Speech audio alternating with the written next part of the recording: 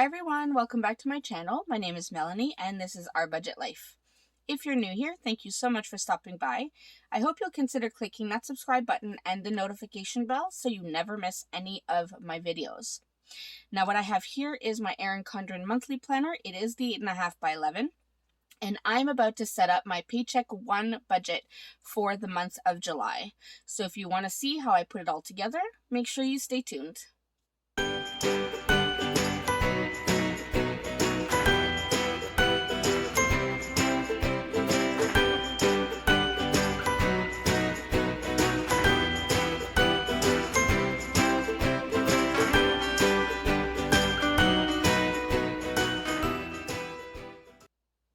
Alright, so as I said, we are going to go ahead and set up our first paycheck budget for the month of July. Now, I haven't even set up my weekly check-in page. That will be coming soon, but we are going to set up our first paycheck budget sheet here.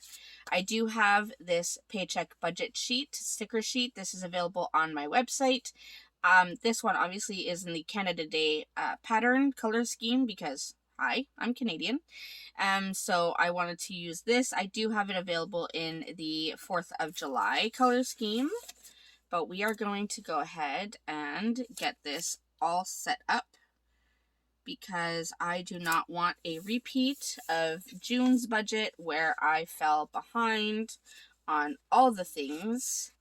That was a stressful time. So we are going to do our best to stay on top of things this month and moving forward, really. We'll see. Hopefully you can all keep me accountable. You know, feel free to yell at me in the comments when I'm falling behind. No, that's not what I want. I don't want that one yet. I want this one. So, first paycheck. I will have my pay. I will have my husband not pay. He doesn't get paid over the summer, but we did keep, that's what I wanted to call it, reserves. We kept money aside as a reserve because he doesn't get paid over the summer, but he still has bills that we pay as a family, right? So we have my pay, we have his reserves, and then I have other. So it's not going to be a lot this payday, but we will make it work as always. Alright, so we have that. Now I can lay down the decorative washi strip. Try to put this down somewhat straight. And then we will do our expenses. Now my monthly budget is separated between variable and fixed expenses. Before my paycheck budget, I don't have as many bills per paycheck, so I don't need to separate them. So I leave them all under one heading. And if that's something you prefer, that version is also available on my website. So you don't have to separate your expenses if that's not what works for you. You can choose. Alright, and then 2 more sticker strips. And then we are able to get started. So, I have to say, I don't want to say proud, but I feel more prepared than I have in past years. Because in the past, we never really put money aside to budget for my husband's non-employment over the summer, right? So this is the first year that we did take that into consideration and we actually put money aside. So I feel better. I feel prepared, so I'm kind of excited about this.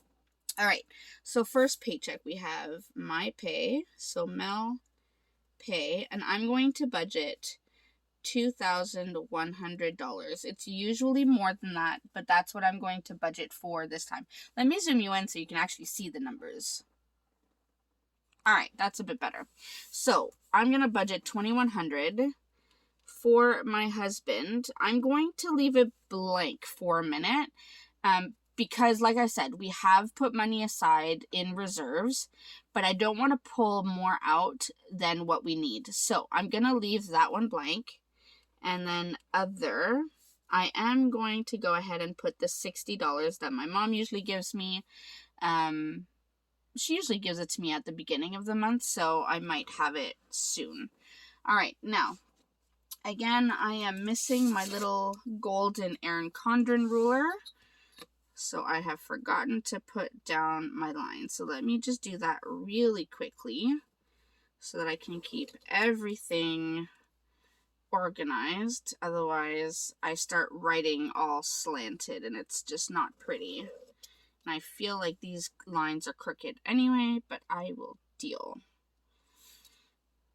Okay, so we'll do that. Okay, so we have the lines. Now, let's go ahead and see what our bills are. Now, if I look at the monthly spread, which is hard to show the whole thing. I don't need to show these ones because those are separate. So, if I show the monthly spread, now, payday is on the 8th. I know that I have to pay everything from the 8th until the 22nd.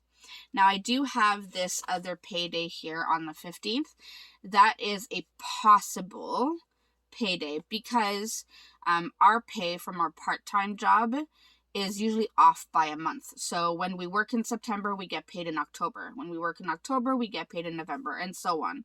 So we worked in June, so I'm expecting the money to come in July. However, it rarely comes in on the 15th. Most of the time it comes in at the end of the month. So I put this here, but I'm not going to put it on the budget just in case it doesn't come till the end of the month. So we're going to go ahead and look at all the bills we have to pay between the 8th and the 22nd. Those are all the bills here that we need to cover. So I know I have, let's go ahead and get started instead of doing all this talking.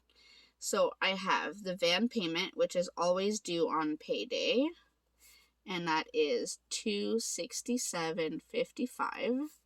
And then also our car payment, my husband's car, and that is $180.14. So we have that. Then, if I go back to the monthly, we have Netflix, which is $9.99. And that is my mom's Netflix, which is why she sends us the $60. It's for my dad's cell phone and for her Netflix. We have Crave, and these are all the bills. So $29.35. Then on the 15th is when we have a lot of bills. So we have our RESPs, which are our Registered Educational Savings Plan. We pay $116.98, and hopefully that will help make sure that our children do not have to have student loans, or actually, no, we don't want them to have student loans. They can work and that kind of stuff. Then we have our home insurance. I worked through university, so I was able to pay my way through. And I know it's gotten substantially more expensive, which is why we want to be able to have this money put aside for them. And then Microsoft is $12.43. Then on the 16th, we have one of our Amazon channels, which is $14.68. And then my husband's car insurance is $6.61, which I am excited for September, October to see if that amount is going to go down and by how much. So I will keep you all posted on that one. All right, then we have internet due on the 21st, and that is about $110. And then that is it, because the next day is payday, so then we start all over again with bills. So these are all of our fixed bills that we have to pay with our first paycheck. Now, our variables are always groceries, gas,